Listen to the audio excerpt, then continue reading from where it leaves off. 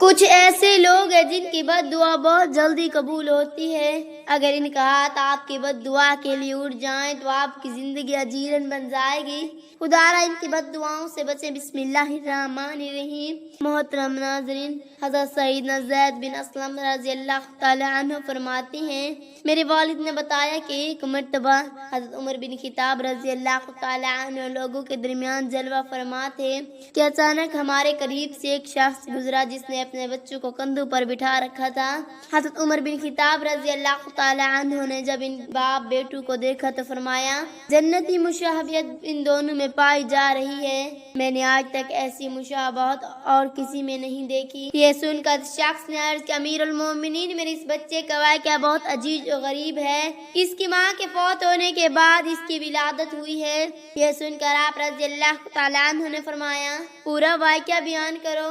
وہ شخص عرض کرنے لگا، اے امیر المومنین، میں جہاد کے لیے جانے لگا تو اس کی والدہ حاملہ تھی۔ میں نے جاتے وقت دعا کی، اے اللہ، میری زوجہ کے پیٹ میں جو حمل ہے میں اسے تیرے حوالے کرتا، تو ہی اس کی حفاظت فرمانا۔ یہ دعا کر کے میں جہاد کے لیے روانہ ہو گیا۔ جب میں واپس آیا تو مجھے بتایا گیا کہ میری زوجہ کا انتقال ہو گیا ہے۔ میں بہت افسوس ہوا۔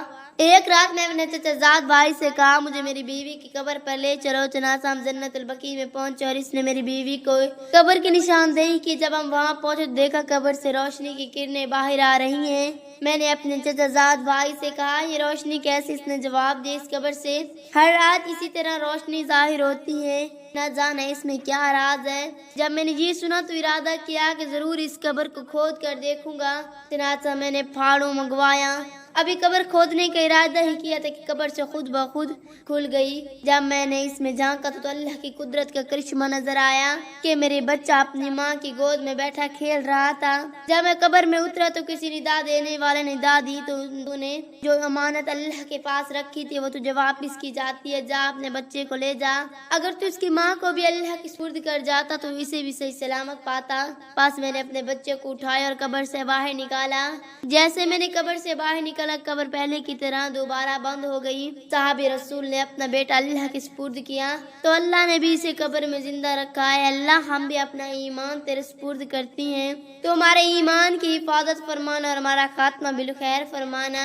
کچھ ایسے لوگوں کی بد دعا اللہ تعالیٰ کے ہاں بہت جلدی قبول ہوتی ہے، کیونکہ ان پر ظلم یا نا انصافی کی جاتی ہے اور وہ بے بس ہوتی ہیں۔ درج ذیل لوگوں کی بد دعا خاص طور پر قابل ذکر ہے۔ والدین کی بد دعا خاص طور پر قبول ہوتی ہے کیونکہ ان کا مقام اللہ کے ہاں بہت بلند۔ اگر اولاد ان کے ساتھ بد سلوکی کرے یا ان کی نافرمانی کرے تو ان کی بد دعا کا اثر بہت ہوتا ہے۔ کسی بھی مظلوم کی بد دعا اللہ تعالیٰ کے ہاں فوری قبول ہوتی ہے۔ مظلوم کے دل سے نکلی ہوئی بد دعا اللہ تعالیٰ کے عرش تک پہنچتی ہے، چاہے وہ کسی دین یا مذہب سے تعلق رکھتا ہو۔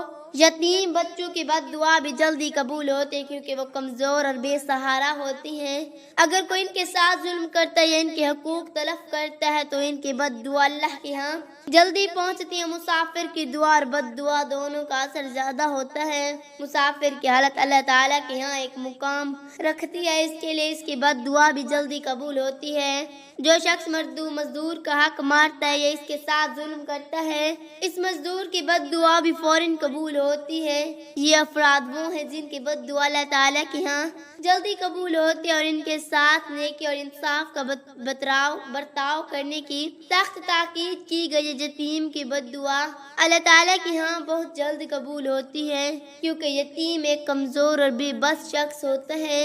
اللہ تعالیٰ نے قرآن مجید اور حدیث میں یتیموں کے ساتھ حسن سلوک کرنے اور ان کے حقوق کا خیال رکھنے کی سخت تاکید کی ہے۔ اگر کوئی شخص یتیم کے ساتھ ظلم یا ناانصافی کرتا ہے تو اس کی بد دعا فوراً اللہ کے ہاں پہنچتی ہے۔ یتیموں کے بارے میں نبی کریم صلی اللہ علیہ وآلہ وسلم نے بھی خصوصی تاکید فرمائی کہ ان کے ساتھ شفقت اور محبت کا برتاؤ کیا جائے۔ ایک حدیث میں نبی کریم صلی اللہ علیہ وآلہ وسلم نے فرمایا، اے اللہ میں ان دو کمزور عورتوں اور یتیموں کے حق تلفی کرنے والوں کے خلاف ہوں۔ ایک آدمی کو حضور اکرم صلی اللہ علیہ وآلہ وسلم نے اسلام کی دعوت دی تو اس نے عرض کیا ہے میں ایمان نہیں لاؤں گا یہاں تک کہ آپ صلی اللہ علیہ وآلہ وسلم میں لڑکی کو زندہ نہ فرما دیں جو فوت ہو چکی ہے۔ آپ صلی اللہ علیہ وآلہ وسلم نے فرمایا کہ مجھے اس کی قبر دکھاؤ۔ اس نے اس لڑکی کی قبر دکھائی۔ ایک روایت میں ہے کہ اس نے عرض کیا میں نے اس لڑکی کے میت کو وادی میں پھینک دیا۔ اس پر آپ صلی اللہ علیہ وآلہ وسلم نے فرمایا کہ مجھے وہ وادی دکھاؤ۔ اس نے وہ قبر یا وادی آپ صلی اللہ علیہ وآلہ وسلم کو دکھائی۔ آپ نے اس چھوٹی سی لڑکی کو آواز دی۔ اس لڑکی نے جواباً عرض کیا لبیک آپ علیہ الصلوۃ والسلام۔ آپ نے فرمایا کیا تو پسند کرتے کہ دنیا میں آ جائے؟ اس نے عرض کیا یا رسول اللہ صلی اللہ علیہ وآلہ وسلم میں دنیا میں آنا پسند نہیں کرتی کیونکہ میں نے آخرت کو دنیا سے بہتر پایا۔ تو آپ صلی اللہ علیہ وآلہ وسلم نے فرمایا کہ تیرے والدین ایمان لا چکے ہیں، اگر تو چاہے تو تجھے ان کے پاس واپس لاتے ہیں۔ سبحان اللہ۔ حضرت علی رضی اللہ تعالی عنہ فرماتی ہیں کہ ہم حضور صلی اللہ علیہ وآلہ وسلم کے ہمراہ گرد و نواح میں جاتے تو پتھر اور درخت جو سامنے آتے وہ عرض کرتا الصلاۃ والسلام علیک یا رسول اللہ۔ حضرت عمر بن خطاب رضی اللہ تعالیٰ عنہ کا جسم جل گیا۔ حضور نبی کریم صلی اللہ علیہ وآلہ وسلم نے لعاب دہن لگایا، دست کرم پھیرا، کہا اے اللہ اس تکلیف کو دور فرما۔ پس آپ رضی اللہ تعالیٰ عنہ تندرست ہو گئے اور انہیں کوئی تکلیف نہ ہوئی۔ حضور نبی کریم صلی اللہ علیہ وآلہ وسلم غزوہ خیبر سے واپس پر مقام صحابہ پر پہنچے تو لشکر اسلام نے وہاں پڑاؤ ڈالا۔ حضرت علی رضی اللہ تعالیٰ عنہ بعد از پڑاؤ کسی کام کے لیے کہیں تشریف لے گئے۔ ادھر نماز عصر کا وقت ہو گیا تو حضور نبی کریم صلی اللہ علیہ وآلہ وسلم نے ہمراہ صحابہ کرام رضی اللہ تعالیٰ عنہ کے نماز عصر ادا فرمائی۔ جب حضرت علی رضی اللہ تعالیٰ عنہ واپس تشریف لائے تو حضور نبی کریم صلی اللہ علیہ وآلہ وسلم حضرت علی رضی اللہ تعالیٰ عنہ میں کی گود میں سن انور رکھ کر سو گئے۔ کیا اسی دوران وحی کا سلسلہ شروع ہو گیا؟